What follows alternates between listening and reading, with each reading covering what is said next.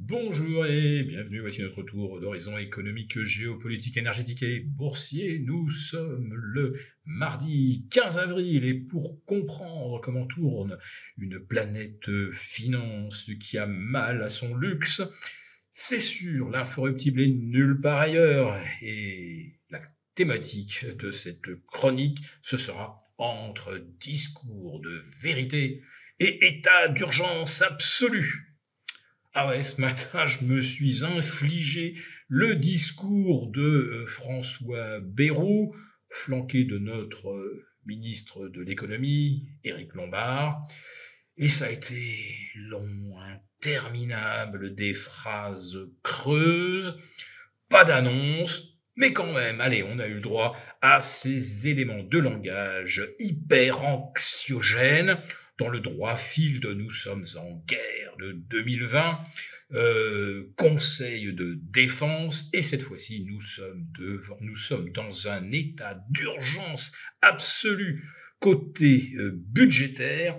Nous sommes en état d'alerte maximum côté déficit, et nous sommes dans une situation où la survie du pays est compromise. Oui, voilà les éléments de langage que nous a délivré monsieur François Bayrou, qui estime que la France ne travaille pas assez, qu'elle doit davantage produire et qu'il faut trouver un moyen de la remettre sur les rails.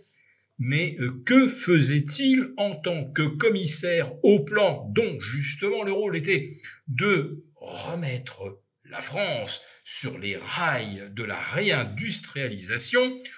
François Bayrou, commissaire au plan, son plan c'était surtout d'être commissaire.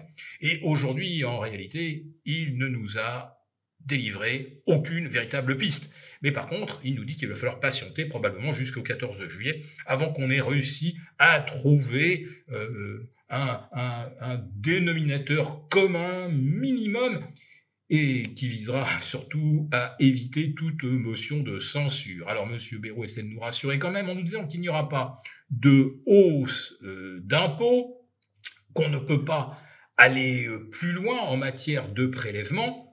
Bon, tout le monde en tire la conclusion, évidemment, que s'il y a moins de prélèvements, il y aura également moins de prestations.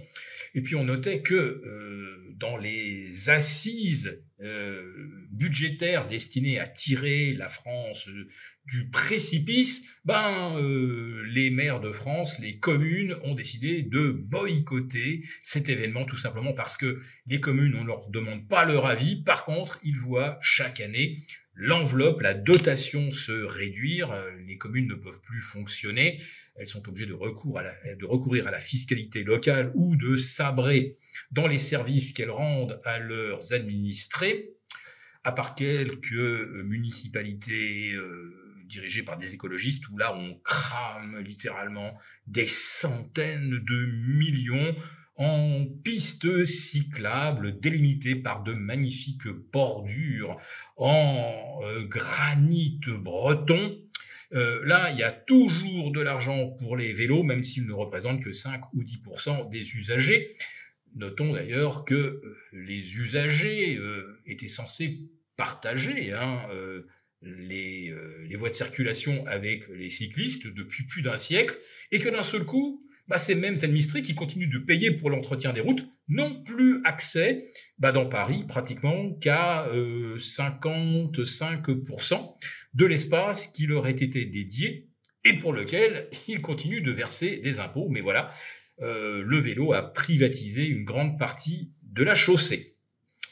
Alors, les messages d'alerte de M. Bayrou, ça ne fait ni chaud ni froid à la bourse de Paris, qui continue de grimper. Ça a été un petit peu laborieux à cause de la chute de LVMH, Kering et L'Oréal. Sur LVMH, on a quand même vu moins 8%, moins 4,5% sur Kering, plus de 3% de baisse. Sur L'Oréal, on n'est évidemment pas habitué à voir LVMH annoncer une baisse de son chiffre d'affaires de 3%. C'était arrivé une fois au printemps 2020, alors qu'on était en pleine guerre contre le virus. il semblerait quand même que le virus du luxe, eh bien, aujourd'hui, de nombreux consommateurs soient immunisés ou qu'ils jugent que ce n'est pas une priorité aujourd'hui d'afficher son statut social. Alors il y a quand même Hermès qui surnage, stable aujourd'hui, mais surtout l'événement, ce qui est largement commenté, c'est que Hermès passe devant LVMH, lui ravit sa place de première capitalisation française avec 248 milliards d'euros pour un chiffre d'affaires, tenez-vous bien, de 15 milliards.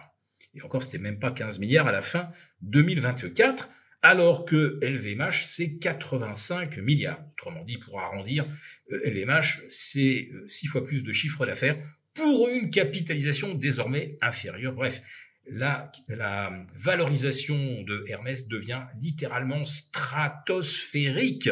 Plus de 50 fois les bénéfices, mais évidemment, on va vous ressortir toujours le même couplet sur cet hyper luxe qui résiste à tout, aux crises. Il y a toujours des riches et des super riches pour acheter des articles de luxe, et plus ils sont chers, plus ça leur fait plaisir.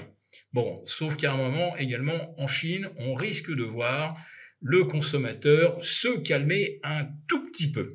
Aux États-Unis, là, c'est là que les ventes subissent leur plus gros revers, et ça ne va probablement pas s'arranger avec les tarifs douaniers et avec des Américains qui ont le sentiment de se paupériser avec la chute de la bourse. Bon, alors aujourd'hui, évidemment, on a plus 0,4 sur le Dow Jones, 0,5 sur le S&P, plus 0,6 sur le Nasdaq. On a l'air de vouloir retrouver les niveaux de mercredi dernier, mercredi matin. Vous savez, lorsque les marchés avaient littéralement explosé.